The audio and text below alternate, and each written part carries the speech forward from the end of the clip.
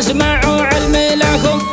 عيال مرضية نعم القبيلة، وعلي إبراهيم لا قدم جميلة، عند من يستاهله موقفه لا ينسي. قال يلزمني لهذا الليل لازم، واجب الصاحب ومن غالي المحازم، لا داعيته جابني عادات المعروف ورجال المقادي، خلهم في الواجب صقور هدادي، والجمال والوفا يا علي إبراهيم مضرب للمثايل، كيف لا ما دام ينصى في قبايل آل مرضي لابته كالجبال الثابته، شخلوا في ساقته صف مهول، حي قوم في المواقف ما تحول، عدى والواجب لهم بالعوايد صفهم، وعلى وصوله في الجمايل ذا علي إبراهيم دولة في زواج الصالحين، التحايا والهدايا والمعونة لحفلك يا علي زايد يجونه، دامت أيام الفرح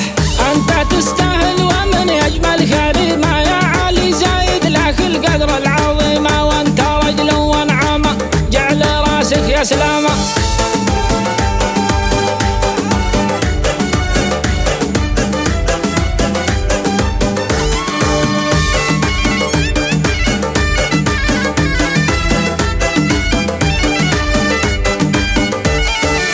والدك زايد عقل علمه يجمل، وانت في مكانه منهجه تكمل، جعل ربي يرحمه نعم يا للصالح قوة قوية، كلهم في جانبك قوم الحمية، صفهم وفي العدد